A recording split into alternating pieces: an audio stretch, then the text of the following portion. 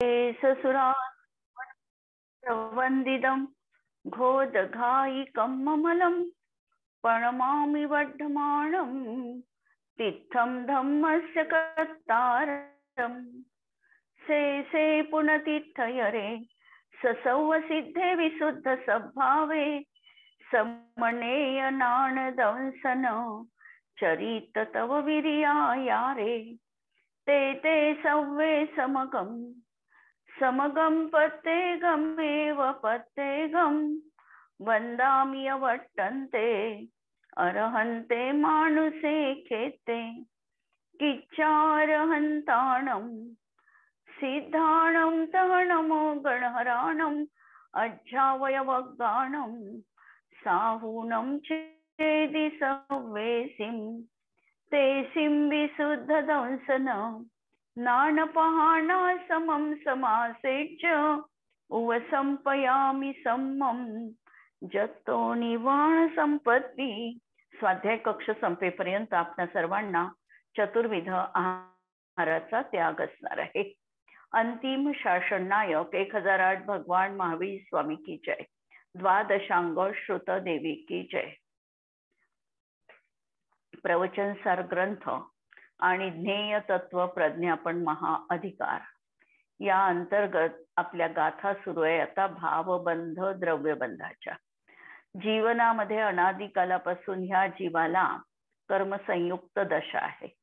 पूर्वबद्ध कर्माचा उदय येतो आहे, जीवाचे परिणाम तशा प्रकारचे होतात आहे आणि जीव नवीन कर्मबंध करतो आहे. ही प्रक्रिया सतत सातत्याने सुरू आहे.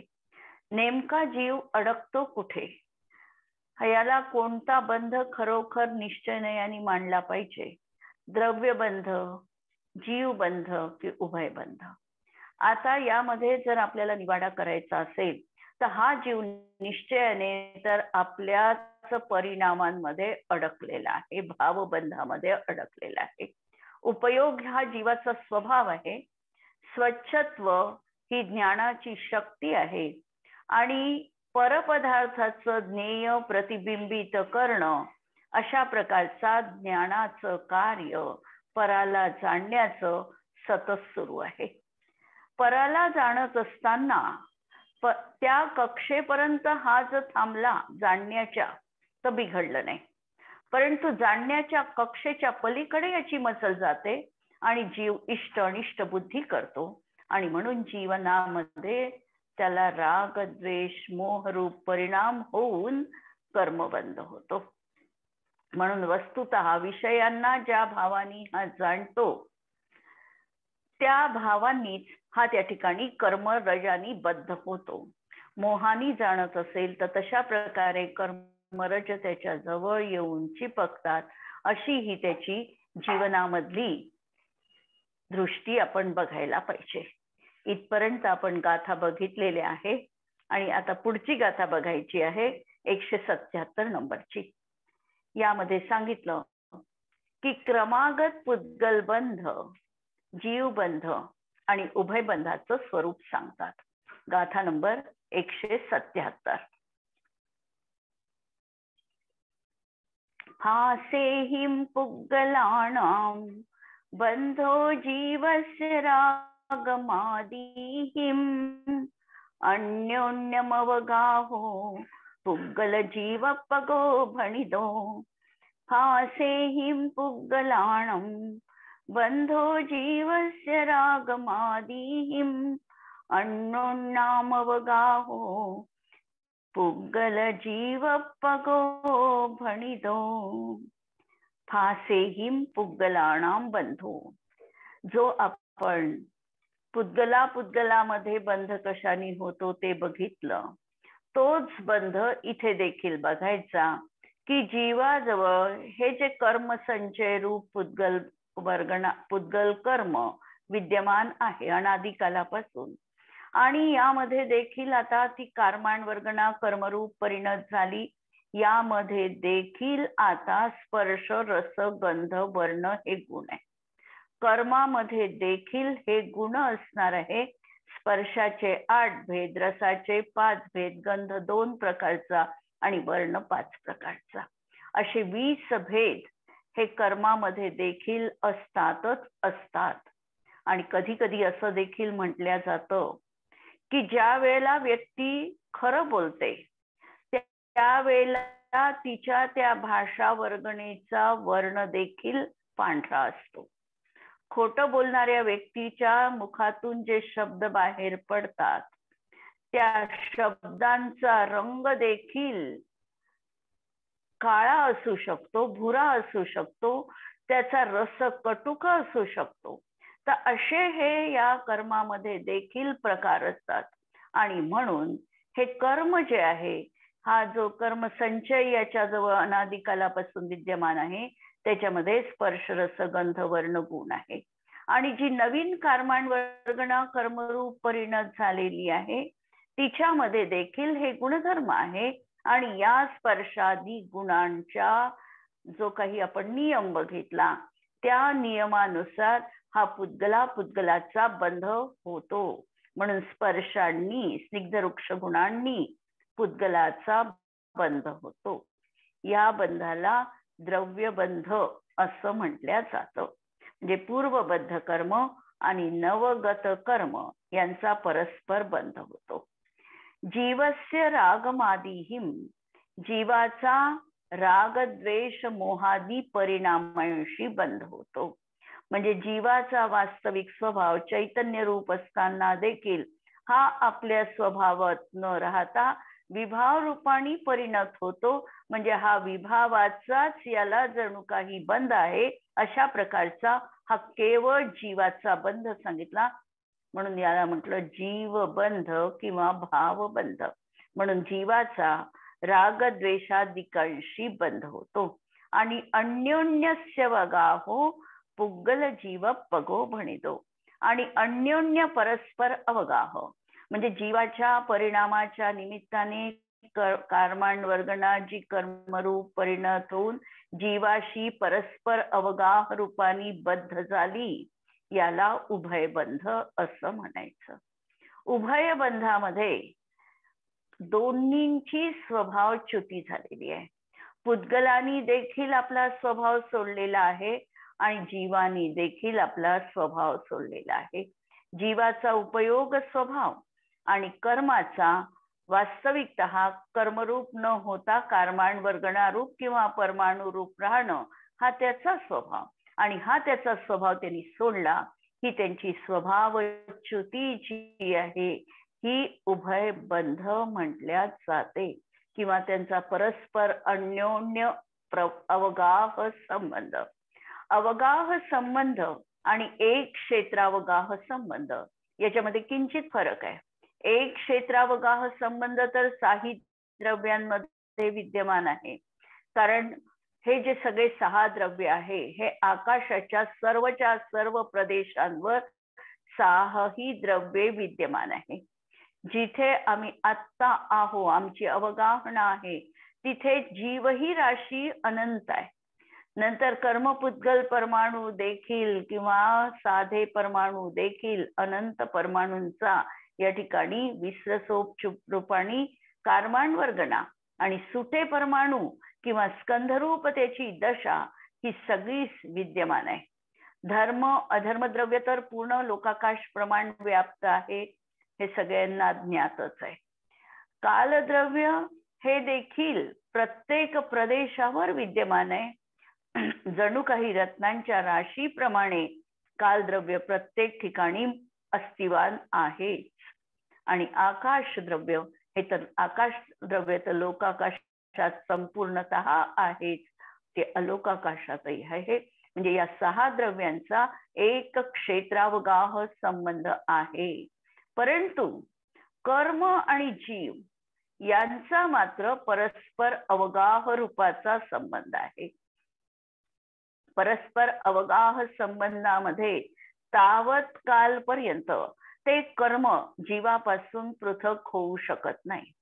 जसा शरीर आणि आत्मा यांचा परस्पर अवगाह रूपाचा संयोग सिद्ध संबंध आहे. कितीही आत्म्याने ठरवलं शरीराचा त्याग करायचा तर बाह्य वस्तूचा त्याग याला सहज करता येणं शक्य आहे, कारण बाह्य वस्तू यांनी ग्रहण केलेली नाही आणि ती सोडताही येऊ शकते. तसं पाहिलं तर निश्चयाने यांनी शरीराचे परमाणू देखील ग्रहण केले नाही, परंतु शरीराला याला सोडता येत नाही. आयु जोपर्यंत आहे तोपर्यंत त्याला ती भोगावीच लागते, ती अशी सोडता येत नाही. आणि म्हणून त्यांचा संबंध जो म्हटल्या गेला हा परस्पर अवगाह संबंध म्हटल्या गेला. म्हणून या दोन मध्ये किंचित असा फरक लावायचा. या ठिकाणी परस्पर अवगाह म्हणा, अन्योन्य अनुप्रवेश, अन्योन्य अवगाह म्हणा, हे तीनही एकार्थवाची आहे. असा हा जो संबंध आहे हा जीवात्मक उभय बंध सांगितल्या गेलेला आहे आणि याला उभय बंध असं म्हणायचं. कारण याच्यामध्ये दोनही बाजू कथन केल्या गेल्या आहे. एक त्या जीवाची बाजू सांगितली नाही किंवा एकटी पुद्गलाची बाजू सांगितली नाही. बंधाचं असं वैशिष्ट्यपूर्ण वर्णन प्रवचनसार मध्ये आपल्याला वाचायला मिळतं. येथे जो काही कर्माचा काही स्निग्धत्व आणि वृक्षत्व स्पर्श विशेषामुळे एकत्व रूप परिणाम आहे तो केवळ पुद्गलबंध आहे. म्हणजे पूर्वीचं कर्म आणि आत्ताचं नवीन कर्म एकमेक झालं, त्यांच्यात एकपणाचा व्यवहार झाला. याच्यामध्ये केवळ पुद्गलाचा बंध बघितला म्हणून हा पुद्गल बंध आहे. जो काही जीवाचा औपधिक रागद्वेष पर्यायशी एकत्व परिणाम आहे तो केवळ जीवबंध आहे. औपाधिक भाव आणि औदैक भाव याच्यामध्ये फरक आहे. औपाधिक भाव कर्माच्या उपाधीनी होणारे उपशम, क्षायी, क्षायोपशमिक आणि औदैक चारही भावांना औपधिक भाव म्हणता येतं. परंतु कर्माच्या उदयात होणारे जे भाव आहे त्यांनाच फक्त औदैकी म्हणण्यात येतं. औपाधिक भाव म्हटले म्हणजे कोणत्याही तऱ्हेचा चार पैकी भाव या ठिकाणी बघितला आणि असा हा औपधिक राग द्वेष मोहरूप जी परिणती जीवाची होते आहे. जीवाचा स्वभाव चैतन्य रूप हा स्वभावामध्ये न राहता राग द्वेष मोहरूप उपाधिजन्य भावाशी परिणत झाला, तिथे तो एकत्व मानतो. हा त्याचा भावबंध आहे. आणि जो जीव कर्मपुद्गलाचा परस्पर परिणामांना निमित्त मात्रपणाने विशिष्टतर परस्पर अवगाह आहे तो एक क्षेत्रावगाह आहे, तो तदुभय बंध आहे. तदुभय बंध, उभय बंध. आणि या ठिकाणी एकमेकांना ते एकमेक निमित्त मात्र आहे. द्रव्यबंधासाठी भावबंध निमित्त कारण आहे आणि भावबंधासाठी द्रव्यबंध निमित्त कारण आहे. असा त्यांचा निमित्त नैमित्तिक संबंध असणार आहे.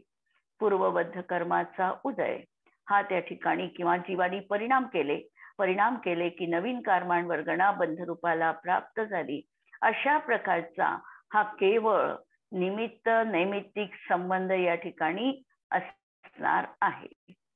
यानंतर 178 गाथा पाहू आधी आणि मग 2चं समालोचन बघू. आता द्रव्यबंधाचा हेतू भावबंध आहे हे सांगतात. द्रव्यबंध का होतो जीवाला, का कर्मांवर गणा कर्मरूप होऊन जीवाशी बद्ध होते, याला मूळ कारण काय तर जीवाचे परिणाम. जीव आपल्या चैतन्य स्वभावाला विसरून विषयासक्त भावानी या विषयांना बघतो. ज्या भावानी हा परिणत होतो तो भाव याचा भावबंध आहे. आणि अशा तऱ्हेने द्रव्यबंधासाठी हा भावबंध कारणीभूत आहे. गाथा 178 नंबरची. सपदे सो सो अप्पा ते सुपदे से सुपोगला काया पविसंती जहा जोगम चिद्रुंती यज्जंती बज्जंती.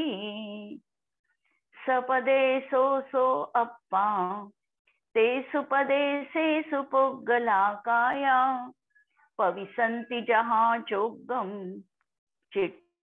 जंती बच्छन्ति सो अप्पा सपदे सो. हा जो आत्मा आहे हा सप्रदेशी आहे. पहिल्यांदा आचार्यांनी ही गोष्ट सिद्ध केलेली होती की अप्रदेशी अशी दोनच द्रव्य आहे, एक परमाणु आणि कालाणु. आणि अप्रदेशी म्हटलं तर एक प्रदेशीपणा.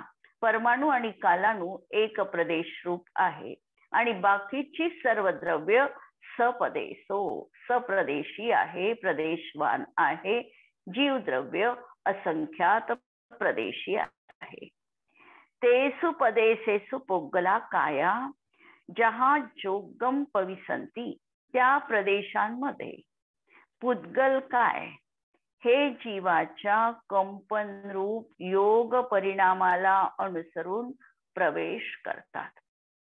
आता ही गोष्ट आम्हाला जर बघायची असेल तर लक्षात घ्या की ज्या ठिकाणी जीवाचे प्रदेश आहे त्याच ठिकाणी कारमान वर्गणा देखील अस्तित्वात तिष्ठता आहे. त्याच ठिकाणी कारमान वर्गणा देखील विद्यमान आहे. ज्या ठिकाणी जीवाचे प्रदेश आहे त्याच ठिकाणी कारमान वर्गणा देखील अस्तित्वरूप आहे. आता होतं काय की जीवामध्ये योग शक्ती आहे. योग शक्तीचं कार्य हे आहे मन वचन कायेच्या निमित्ताने आत्म प्रदेशांमध्ये परिस्पंद होणं, याचं नाव आहे योग. योगामुळे मन वचन कायेच्या निमित्ताने आत्मप्रदेशामध्ये परिस्पंद झाला. परिस्पंद होणं याचा अर्थ की आत्म्याचे प्रदेश चलायमान होणं. 8 प्रदेशी राहून बाकीचे आत्म्याचे प्रदेश चलायमान होतात. परिस्पंद याचा अर्थ एकाच ठिकाणी फक्त लाववीच केल्यासारखे प्रदेश होतात असं नाही, तर 8 प्रदेश स्थिर राहून बाकीचे प्रदेश लोकाकाशाची जागा न सोडता त्या ठिकाणी फिरतात. अशा प्रकारे हे प्रदेश भ्रमण सुरू आहे. ही जीवाची योग शक्ती आहे आणि या योग शक्तीच्यामुळे जे परिस्पंदन होत आहे याला द्रव्ययोग म्हणायचं आणि आत्म्याची परिस्पंदन रूप जी शक्ती आहे त्याला भावयोग म्हणायचा. पहिल्यांदा ही गोष्ट आपल्याला या गाथेच्या अनुषंगाने समजून घ्यावी लागणार आहे. योग म्हणजे काय? योग याचा अर्थ मन वचन कायेच्या निमित्ताने आत्मप्रदेशांमध्ये परिस्पंदन होणं, याचं नाव आहे योग. हा योग 2 प्रकारचा, भावयोग आणि द्रव्ययोग. जी आत्म्याची परिस्पंदन शक्ती तिला भावयोग म्हटलं आणि जे आत्मप्रदेशांमध्ये परिस्पंदन होतं याला द्रव्ययोग म्हटलं. आता झालं काय, आत्मा प्रदेशवान आहे, त्याच ठिकाणी कर्म परमाणु देखील विद्यमान आहे. आत्म्याची योग शक्ती कार्य करते आहे. आत्म्याच्या मध्ये परिस्पंदन झालं म्हणजे मन वचन कायेच्या निमित्ताने आत्म्याचे प्रदेश चलायमान झाले. आत्म्याचे प्रदेश चलायमान झाल्या कर्माचे प्रदेश म्हणजे जी कारमान वर्गणा आहे ही देखील चलायमान झाली. ही देखील तिच्यामध्ये देखील हलनचलन झालं, तिच्यामध्ये देखील स्थित्यंतर झालं, कंपन रूप परिणाम दिसला. आणि अशा या योग परिणामाला अनुसरून त्यांनी आता जे प्रदेश आत्म्याचेही चलायमान झाले आणि कर्म देखील म्हणजे कारमान वर्गणा देखील चलायमान झाली, ती कर्मरूप परिणत होते. आणि ही जी कर्मरूप परिणत झालेली आहे ही तिथे स्थित पण दिसते आणि फल दिल्यानंतर निघून जाते. आणि जर जीवानी रागद्वेष रूप परिणाम केले नाही तर ती कारमान वर्गणा आली तशीच दुसऱ्या समयी आपल्या स्वभावाला प्राप्त होते. लक्षात घ्या, ती कारमान वर्गणा जीवाचे जर रागद्वेष मोहरूप परिणाम नसतील तर ती जी कारमान वर्गणा कर्मरूप परिणत झालेली आहे ती दुसऱ्या समयात ऍज इट इज होऊन जाईल आणि जीवाला काही फळ देईल आणि निघून जाईल, किंचित असं इर्यापताश्रवासारखं. परंतु असं घडत नाही. घडतं काय की ज्या वेळेला हे आत्मप्रदेश आणि कर्मांवगडेचे प्रदेश परिस्पंदत होतात, त्यावेळेला जीवाचा राग द्वेष मोहरूप परिणाम पण दिसतो. आणि या परिणामाच्या निमित्ताने ही जी कर्मांवर्गणा कर्मरूप परिणत झालेली आहे ती जीवाशी परस्पर अवगाह रूपाने बंधाला प्राप्त होते. काही काळपर्यंत ती जीवामध्ये राहते, स्थित होते आणि तिच्यामध्ये अनुभाग कसा आपण द्यायचा हे देखील निश्चित होतं. म्हणून या ठिकाणी आता अर्थ बघा, हा आत्मा सप्रदेशी आहे. त्या प्रदेशांमध्ये पुद्गल काय याचा अर्थ कर्मांवर्गणा ही जीवाच्या कंपन रूप योग परिणामाला अनुसरून प्रवेश करते. कारण दुसऱ्या कुठल्याही जी भाषा वर्गणा आहे ती नाही, तैजस वर्गणा आहे ती नाही, मनोवर्गणा पण नाही, आहार वर्गणा पण नाही. कोणती वर्गणा पुद्गल काय म्हणताना तर कर्मांवर्गणा जी तिथे विद्यमान आहे ती त्या ठिकाणी योग परिणामाला अनुसरून जीवामध्ये प्रवेश करते. जर कंपन कमी असेल तर कर्माचे परमाणू कमी बांधल्या जातील. अशा तऱ्हेची प्रक्रिया तिथे घडते आणि स्थित होते आणि फल दिल्यानंतर निघून जातात. आणि जर जीव रागद्वेषी असेल तर कर्म बंधालाही प्राप्त होतात. दोन तऱ्हेच्या अवस्था या ठिकाणी घडतात. एक अवस्था राग द्वेष विरहित वितराग भाव असताना आणि दुसरी सराग भाव असताना. वितराग भाव असताना त्याही वेळेला अशा प्रकारे कर्मांवर्गणा कर्मरूप परिणत होत आहे. तिच्यामध्ये फल पण मिळत आहे, पण फळ मिळत असताना फळ न दिल्यासारखं, ज्याला आम्ही म्हणतो इर्यापथाश्रव, की आलं कर्मरूप परिणत झालं आणि दुसऱ्या समयात निघून गेलं, अशा प्रकारचा आश्रव होतो.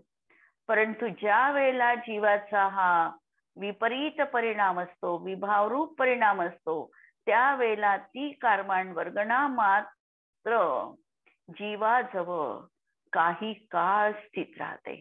संक्लेश परिणाम असतील तर जीवाजवळ हे कर्म जास्त काळ टिकतं, तिच्यामध्ये अनुभाग जास्त पडतो. आणि जर मंद परिणाम असतील तर ते कर्म जास्त काळ टिकू शकत नाही. अनुभाग देखील त्याचा हीन दर्जाचा असतो. अशा ह्या तऱ्हेची प्रक्रिया आम्हाला पहिल्यांदा लक्षात घ्यायची आहे. आणि म्हणून या द्रव्यबंधाचा हेतू काय तर भावबंध. भावबंध म्हणजे जीवाचे परिणाम, विपरीत रागी रूप परिणाम, हे परिणाम म्हणजे भावबंध आहे.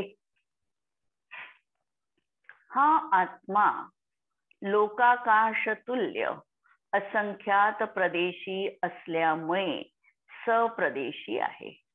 त्यांच्या त्या प्रदेशांमध्ये शरीर, वाणी, मन यांच्या वर्गणांच्या अवलंबनाने जसा जसा परिस्पंद होतो तसे तसे कर्म पुद्गल समूह स्वयमेव परिस्पंद रूप होऊन प्रवेशही करतात.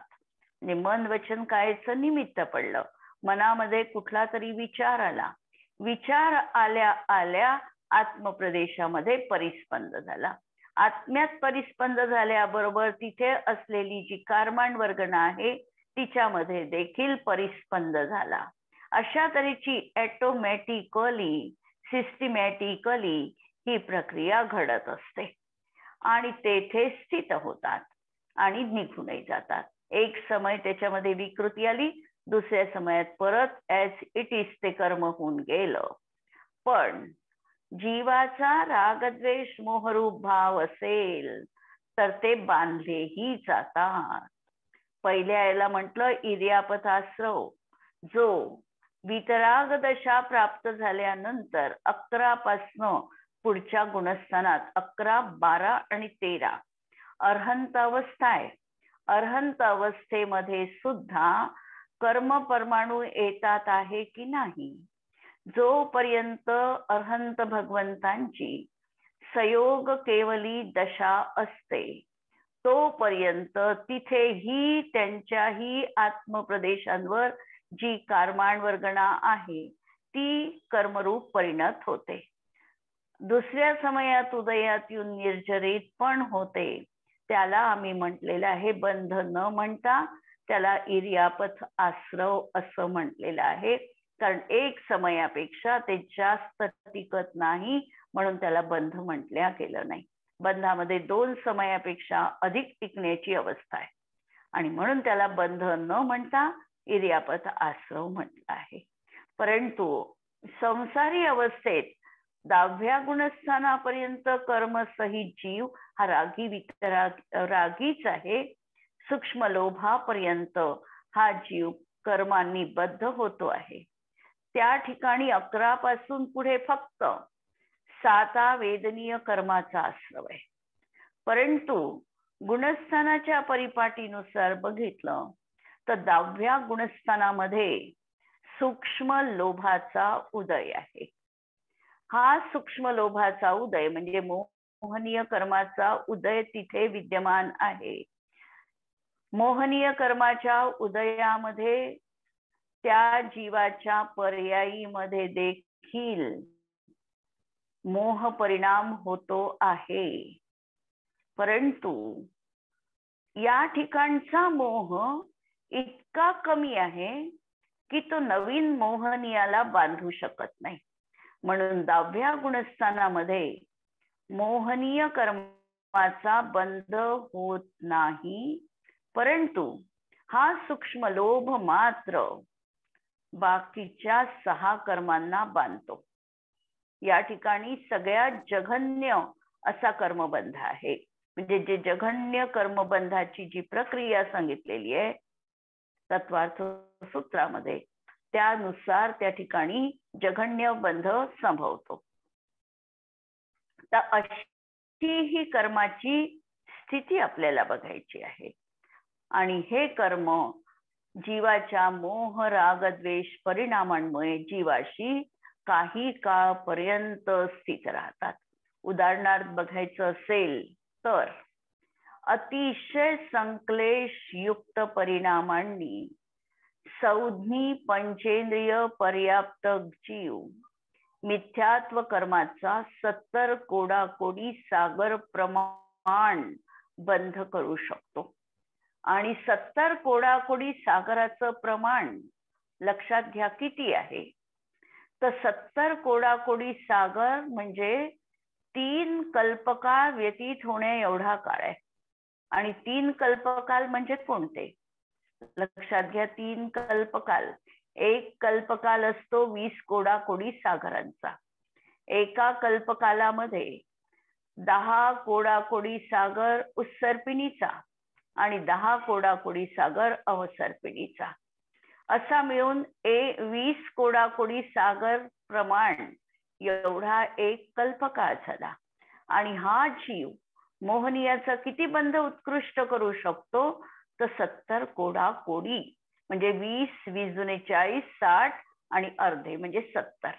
म्हणून 3.5 कल्पकाळ व्यतीत होईपर्यंत एका समयामध्ये केलेलं कर्म जीवाला भोगावं लागतं. यावरून कर्माची कशी भयानकता आहे हे आम्ही समजू शकतो. कोणत्या भवातलं कर्म कसं आमचं कधी कुठे उदयात येईल आम्हाला सांगता येत नाही. आणि म्हणून परिणामांची सजगता ही महत्वाची आहे. बंध प्रकरणामध्ये तर या परिणामांकडे अत्यंत सजगतेने डोळसपणे आपल्याला बघावं लागणार आहे. म्हणून हा जो कर्मपरमाणू कर्मपुद्गल समूह स्वयमेव परिस्पंद रूप होऊन प्रवेश करतो. तेथे स्थितही होतो आणि निघूनही जातो. इथपर्यंतही बिघडलं नसतं. जर जीवाचा मोह राग द्वेष रूप भाव असेल तर ते बांधलेही जातात. म्हणून द्रव्यबंधाचा हेतू भावबंध आहे हा निश्चय या ठिकाणी केला गेला. याची समरी आपण बघूया आता. या गाथेत केवळ पुद्गलबंध, जीवबंध आणि उभयबंध सांगतात आणि द्रव्यबंधाचा हेतू भावबंध आहे हे कथन करतात. कर्मामध्ये पुद्गल असल्यामुळे, कर्म पुद्गल आहे त्यामुळे त्यामध्ये स्निग्ध वृक्ष गुण आहे. त्याद्वारा पूर्वकर्म आणि नवीन कर्म यांच्यात एकत्व परिणाम होतो, त्याला केवळ पुद्गल बंध असं म्हणतात. कार्माण वर्गणेत कर्मत्व परिणमीन होऊन कार्माण शरीराशी बंध होणे हा द्रव्यबंध आहे. आणि निरुपराग चैतन्य स्वरूपी अंतस्तत्वाच्या भावनेनी रहित जीवाचा औपाधिक रागद्वेष मोह पर्यायी सोबत एकत्व परिणाम हा भावबंध आहे. जयसेनाचार्यांचे हे शब्द आहे आणि कधी कधी जयसेनाचार्यांचे शब्द मोहामध्ये पाडणारे पण आहे. जसं निरुपराग चैतन्य स्वरूपी अंतस्तत्वाच्या भावनेनी रहित अशी जी व्यक्ती आहे तिच्या जीवनात औपाधिक भाव आहे आणि ती त्या पर्यायी सोबत एकत्व मानते, हा भावबंध आहे किंवा जीवबंध आहे. विकारी भावांनी जीव स्वभाव तिरोहित होणे हा भावबंध आहे. निर्विकार स्वसंवेदन ज्ञान रहित असा हा जीव झाल्याने रागद्वेष रूप परिणत जीवाचा आणि बंधयोग्य स्निग्ध वृक्ष परिणत कर्मपुद्गलाचे परस्पर परिणमन निमित्त मात्रपणाने परस्पर अवगाह होणे याला उभयबंध असं म्हटल्या जातं. प्रत्येक जीव लोकाकाश प्रमाण असंख्यात प्रदेशी आहे. आत्म्याच्या असंख्यात प्रदेशांमध्ये ज्या समयी काय वर्गणा, वचन वर्गणा आणि मनोवर्गणेच्या अवलंबनाने योग शक्तीने परिस्पंदन होते, त्याच समयी कार्माण वर्गणा देखील स्वयं कंपरूप होते आणि ती स्वयं प्रवेश करते, राहते आणि निघून जाते. मात्र यावेळी योगाच्या सोबत रागद्वेष मोहभाव असेल तर ती कर्मवर्गणा स्वयं बांधली जाते. म्हणून द्रव्य संग्रहामध्ये म्हटलेलं आहे, जोगा पयडी पदेसा थिदी अनुभागा कसा यदो होती. योगाने फक्त प्रदेश बंध आणि प्रकृती बंध होतो, परंतु कशायाने मात्र स्थितीबंध आणि अनुभाग बंध होतो. या प्रक्रियेमध्ये द्रव्यबंधाचं कारण भावबंध आहे हे सूचित केले. कार्माण वर्गणेच्या कर्मत्व रूप परिणमनाने प्रदेश बंध आहे. त्याचा स्वभाव होणे, स्वभावरूप परिणमन होणं हा प्रकृती बंध आहे आणि काही काळ राहणं हा स्थितीबंध आहे आणि फळ देणं हा अनुभाग बंध आहे. या संबंधात वृंदावन कवी लिहितात, पुण्य पूर्वबंध पुद्गलसो फरस विभेद करी, नयो कर्म वर्गणा के पिंड को गथन है, जीव के अशुद्ध उपयोग राग आदि करी, होत मोह रागादि विभाव को नथन है, दो को परस्पर संजोग एक स्थान सोई, जीव पुद्गलतम के बंध के कथन है, ऐसे तीन बंध भेद वेद में निवेद वृंद, भेद ज्ञानी जनित सिद्धांत को मथन है. निरुपाधी तत्वाचं उपाधी रूप पर्यायीशी बंधन आहे. शुद्ध स्वरूपाचं अशुद्ध स्वभावाशी बंध आहे. निराकुल स्वभावाचं आकुलता रूप रागद्वेषाशी बंधन आहे. पण आत्म्याचं जडकर्माशी बंधन नाही. जीव द्रव्याच्या विकारी पर्यायांचा आणि पुद्गल परमाणूंचा कर्मरूप अवस्थेचा निमित्त नैमित्तिक संबंध आहे. त्यात कर्ता कर्म संबंध नाही. भावबंध, द्रव्यबंध आणि उभयबंध या तिन्ही पर्यायी आहे, या ज्ञेय आहे. त्याचे स्वरूप जाणून निज आत्मा या तिन्ही बंधांनी रहित आहे अशी श्रद्धा करणे हाच वास्तविकतः धर्म आहे. आणि या गाथेचा प्रयोग दोन्ही गाथेचे समजा. द्रव्यबंधाचं कारण भावबंध आहे आणि भावबंधापासून सुटका मिळविण्यासाठी अबंध अशा आत्मस्वरूपाची अभेद आराधना जीवानी करायला हवी. या भावनेसह या ठिकाणी थांबूया. जिनवाणी के ज्ञान ते सुझे लोकालोक, सोजिनवाणी मस्तक नमो सदा देत हूँ को.